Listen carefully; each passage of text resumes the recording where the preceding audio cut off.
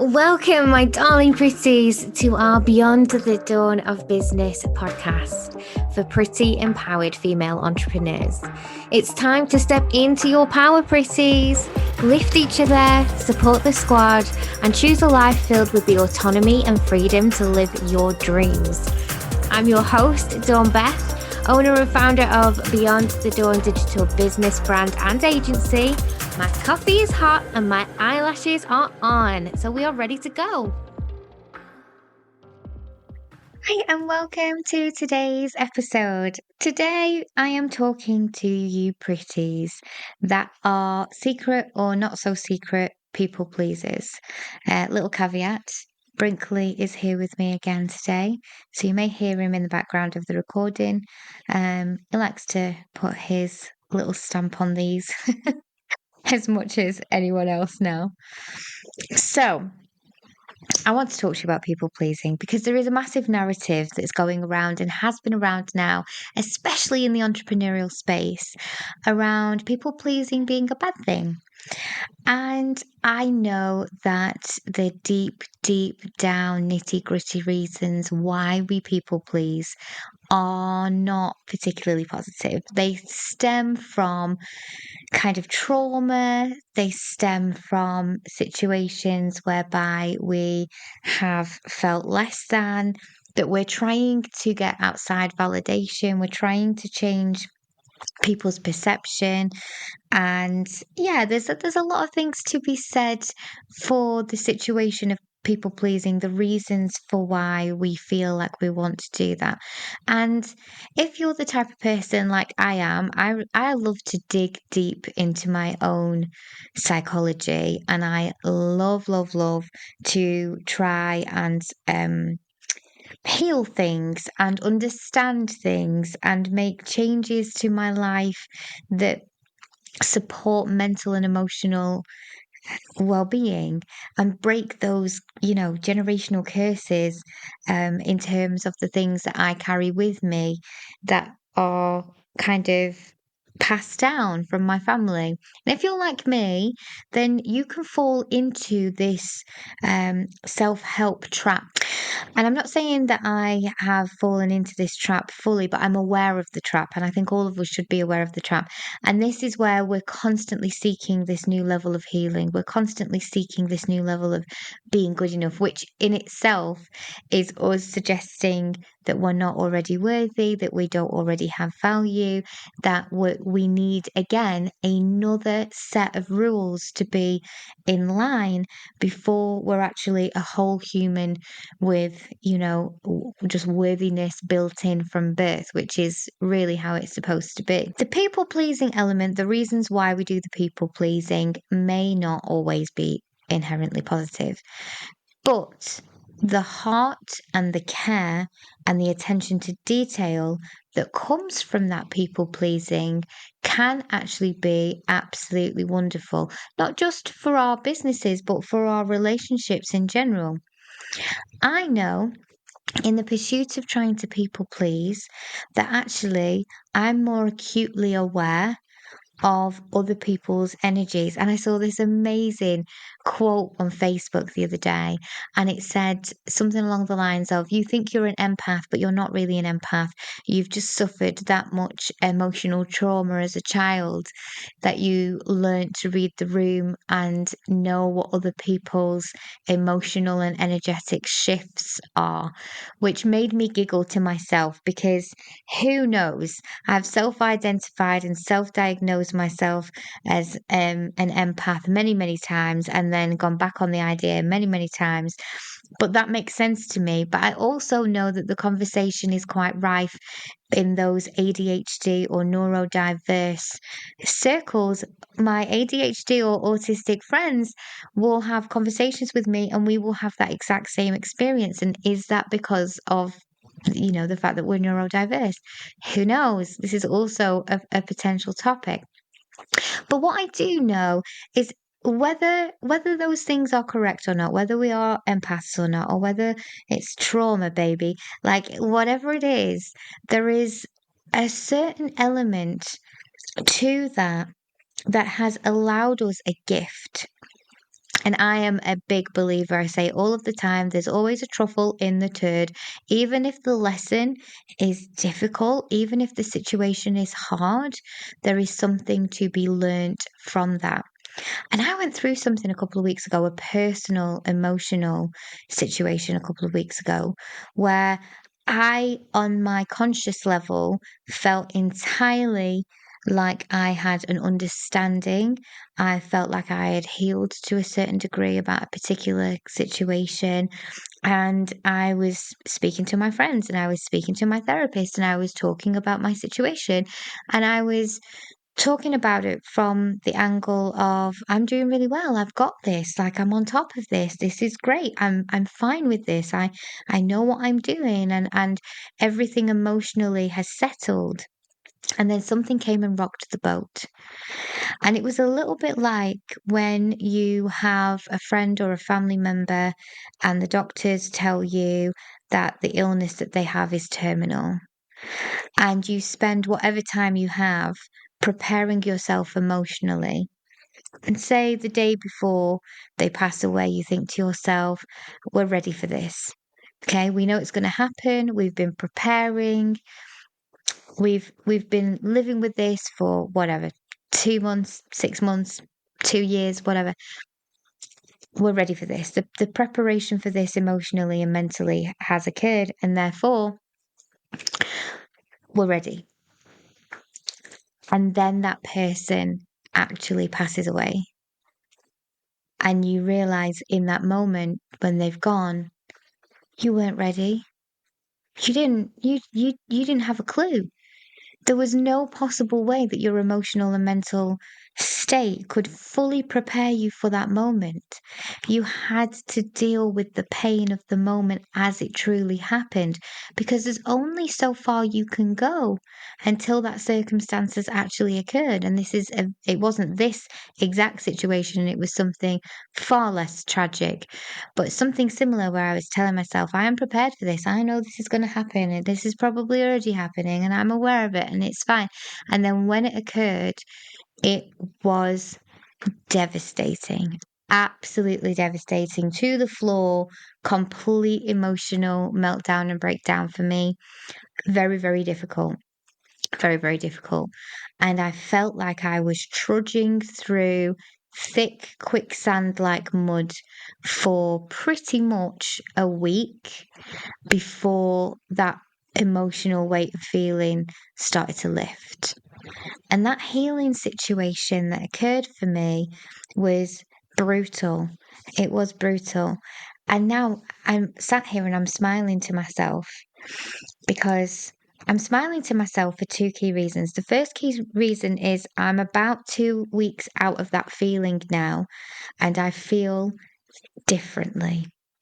So if you're listening to this, just as a random caveat in the middle of this episode, if you're listening to this and you're in the thick of something really, really difficult, please just take whatever you need to do for yourself as priority to get through today. Okay, and then just do the same thing tomorrow and the next day and the next day. Let things move. That whole thing of time is a great healer. Is time in itself a great healer? Potentially not.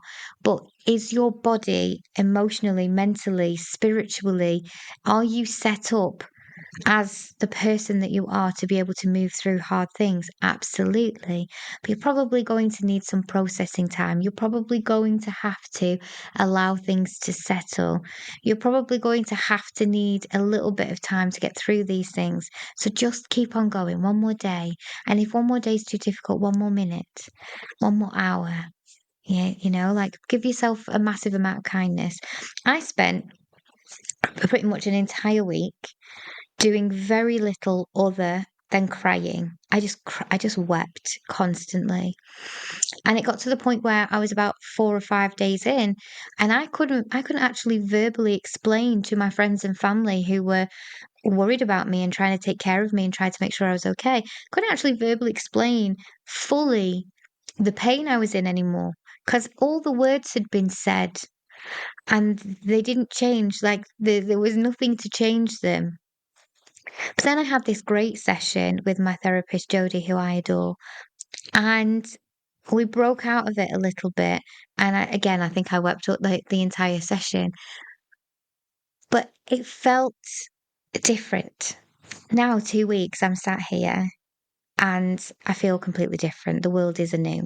So that's the first thing. The second thing is the reason why I'm sat here smiling my face off, and I can feel my jaw hurting for the amount of smiling I'm doing right now, is because I have an inner warm light about me right now, and it's radiating. And for me, I feel it kind of in my chest, in my lower chest, almost the top of my tummy. And that comes from the people that love me.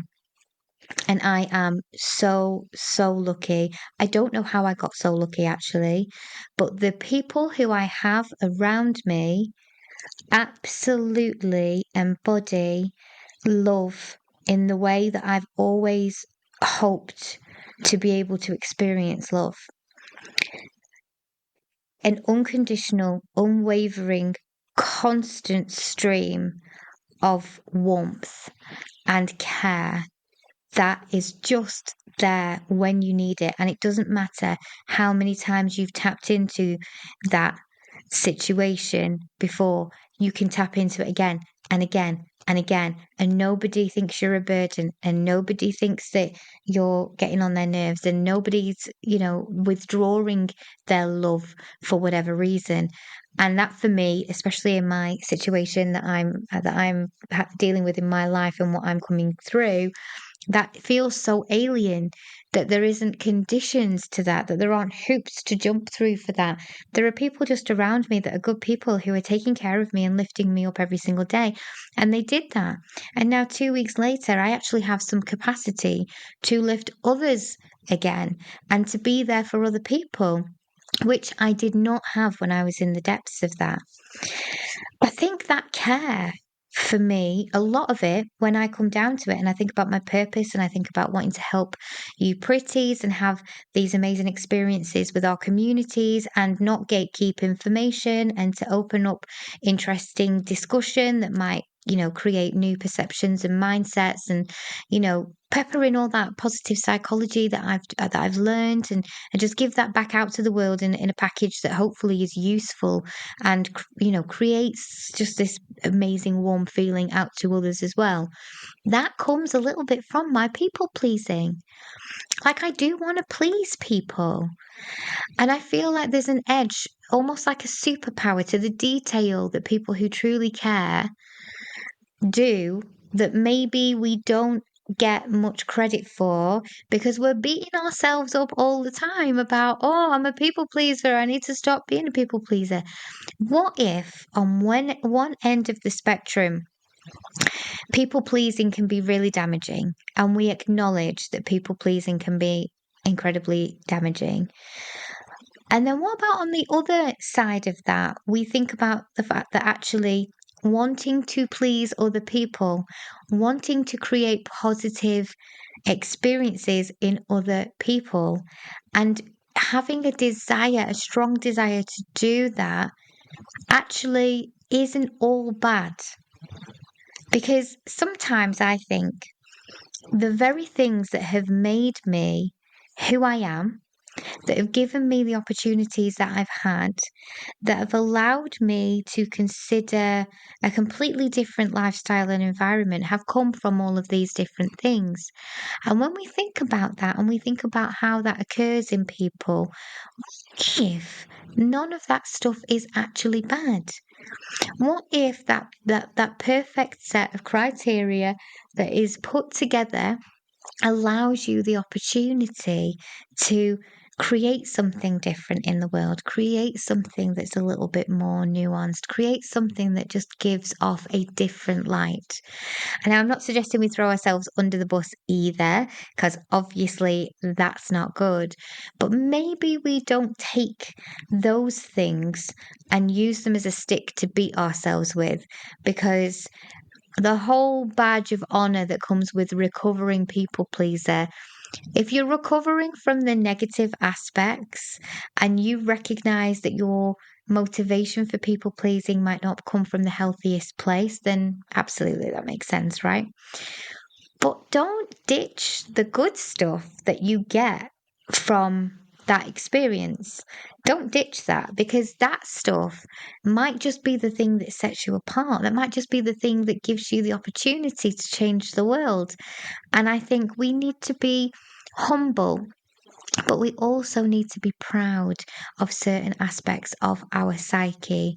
And being humble is a beautiful, wonderful thing, but also being proud of the good things that we have is absolutely key to feeding and maintaining our self esteem, especially in a time in history when self esteem and confidence, genuine self esteem, not fake ego, but actual, genuine, pure self esteem, confidence that comes from a good place that doesn't need to trash anybody else down to get there, is at an all time low.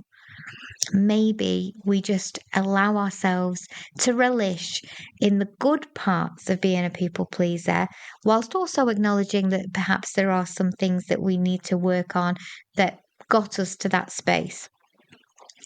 I think one of the most interesting conversations I've had in 2024 is with an entrepreneurial friend who's doing very, very well for herself.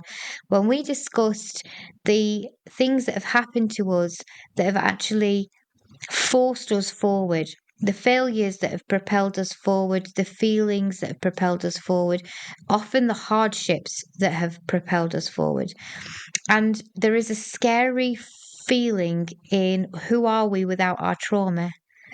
Who are we without that experience? Who are we without that situation? Like, would we still be the people that we are today? And the answer is no. And that's why, rather than trying to take away all of the pieces and change everything about yourself entirely, what if we just made a conscious effort to be proud of the good stuff and to use the good stuff and to recognize that, okay, the reason we walked down this street might have been to get away from something horrific. And that wasn't great. But we walked away and we walked down this street and now we're here. We have to be grateful for that redirect. Got to be grateful for that situation, because so often it is those things that move us. It is those things that actually provide for us the circumstance from which we find ourselves in a much better position. Perhaps if you look at your own situation, you can see that for yourself too. And maybe we won't feel so ashamed about being people pleasers and just feel happy that we actually care enough and we have enough heart that we really want people to be pleased. If you're loving our Pretty podcast, come on over to Social Pretties, our online safe house and sisterhood community. It's a safe space where female entrepreneurs connect and thrive in a warm, welcoming fold of pretty amazing women. You'll find an easy redirect in the description, and I can't wait to see you in there. And depending on where you're listening right now, we would love it if you would click subscribe or follow so that you can be the first to know when our new podcasts come out.